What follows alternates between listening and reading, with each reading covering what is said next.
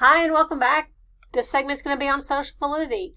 If you haven't already read the Wolf 1978 article that's posted in the module, I hope that you will do that because I think it will help you understand what I'm going to be discussing. I'm going to refer to that article within this presentation. And we talk about social validity because it's a key piece of applied behavior analysis. The move from using the principles of behaviorism as a science and what Skinner would describe as the objection to interstates because they don't exist, that they are not relevant in functional analysis. He said that in dealing with the directly observable data, we need not to refer to interstates. However, Wolf starts out his article by saying he had to report to JABA, which is the Journal for Applied Behavior Analysis, what the purpose of ABA was, and he read what Don Baer told him, and that was, it is for the publication of applications of the analysis of behavior to problems of social importance. And then he got that published, and Don Baer was known as a very eloquent speaker and a very popular speaker and could always have the right thing to say, so he trusted in that. And then he published it and started really fretting over the fact that most people who are behaviorists or were in applied behavior analysis would not really find the idea of social importance a very objective measurement. But you read the article. What was the response?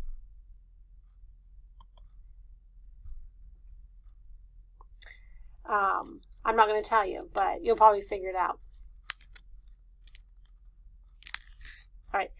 He said that that it sounded slightly subjective to him. The subjective criteria had not been respectable in the field, and we had considered ourselves a natural science concerned about objective measurement of natural events. But then his response, the response he got from that did really spark some new ideas in the applied nature of applied behavior analysis. So social validity refers to the degree that behavior change efforts impact favorably upon consumers. Now, how do we assess that?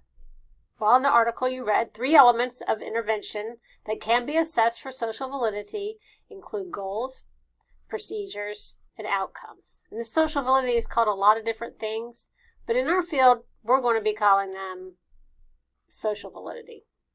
Over the years, its importance has been stressed. In 1999, though, researchers found that social validity measures were reported in less than 13% of articles in JABA.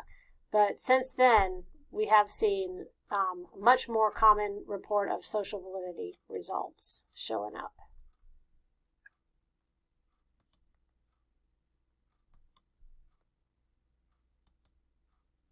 So the first one of the 3 areas to assess for social validity is goals. So the article that you read describes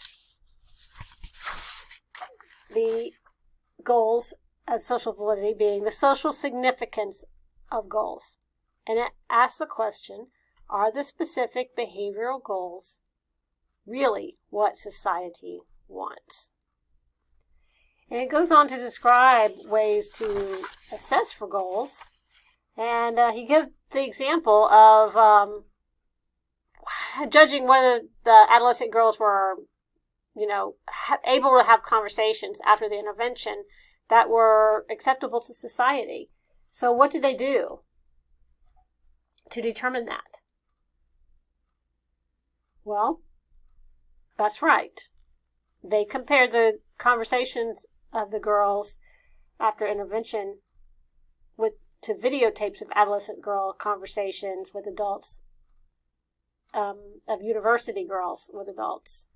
So that way they could make a direct comparison to see if the social significance of that goal was important and needed to be addressed for the adolescent girls. And next is indicated that we have to consider the social appropriateness of the procedures. So this begs the question, do the ends justify the means? This is, do the participants, caregivers, and other consumers consider the treatment and procedures acceptable? So he gives examples of how they assessed that, and it looks like they asked some researchers who were trying to figure out what kind of procedures to decrease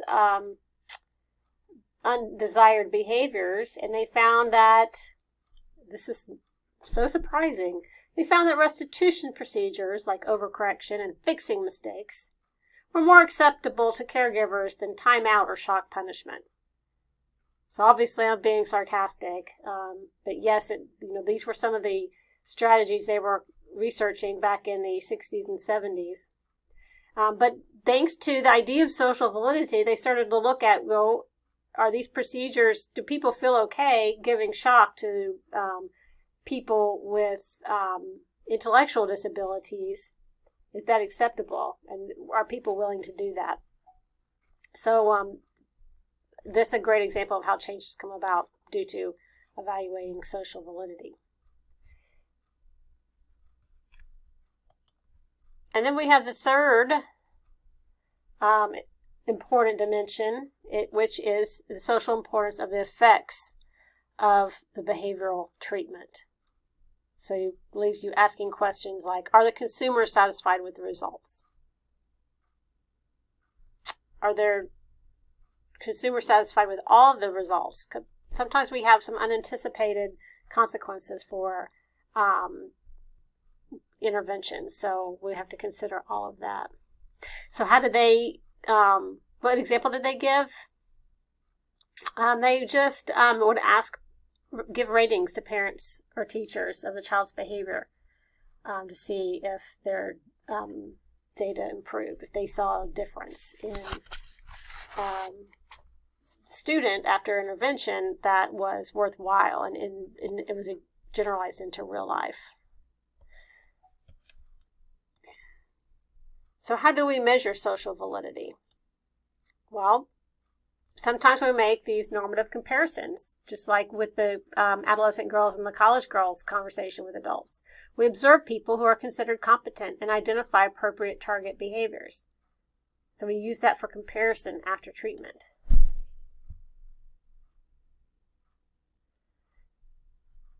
Consumer evaluations are important. So we ask consumers to give their opinions.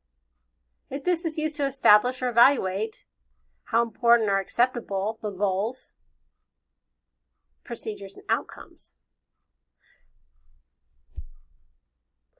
But who are the consumers?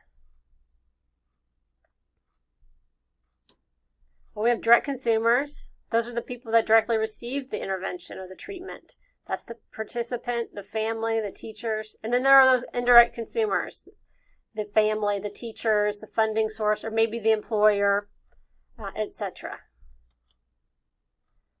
Members of the immediate community and members of the extended community all could weigh in on the social validity of the goals, procedures, and effects of the intervention.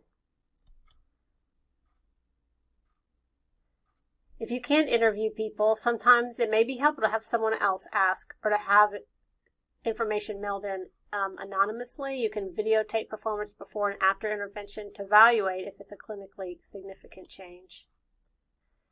Interviews and questionnaires. Here are some example interviews and questionnaires.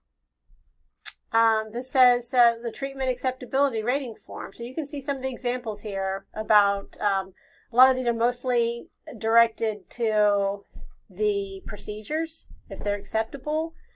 Are you willing to implement the procedures? How reasonable do you find the procedures? Are they costly? Would it be disruptive? And do you like the procedures? So this is a survey that's mostly about the procedures. Another example here is the social validity of results questionnaire. So this helps you evaluate whether what the effects were, if they were worthwhile, if the student is able to use the results into daily life. And a lot of times in research, you'll see the results of social validity questionnaires reported in a table like this.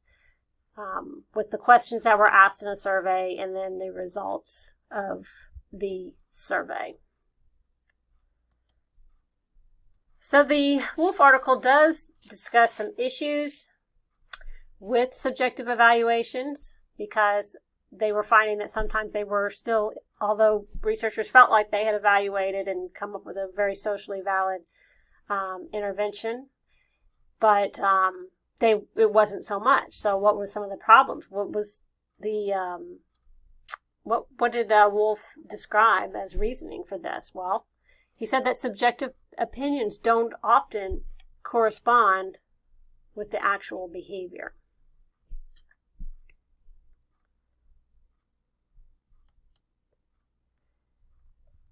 He suggested you think about who is your evaluator. You want to ensure that you don't just choose evaluators who are likely to approve of your goals, procedures, and outcomes. And you want to identify who is in the group that is relevant to the issue that you're addressing. Overall, you have to be important. You have to take in consideration that the consumer evaluation could be influenced, that it's difficult to judge yourself if a student is judging whether the effects were worthwhile for him or herself. And then additionally, the results of the social validity could be the person being asked responding to something other than what you actually measured. So it's important that your questions and interviews and surveys are specific and understandable by the consumer. So this is the end. I just also want to emphasize that regarding applied behavior analysis, one of the advantages, in my opinion, and that is if the intervention is not working well, modifications can be made and the design can continue to provide a rigorous evaluation. So researchers don't have to be worried or tricky to keep a child in an intervention that's not working just to get data, to get the results of the research. They can really do what's best for the students and still be able to report how our students are best taught in the schools. So with that, that's the end of this section on social validity. I will catch up with you later. Bye-bye.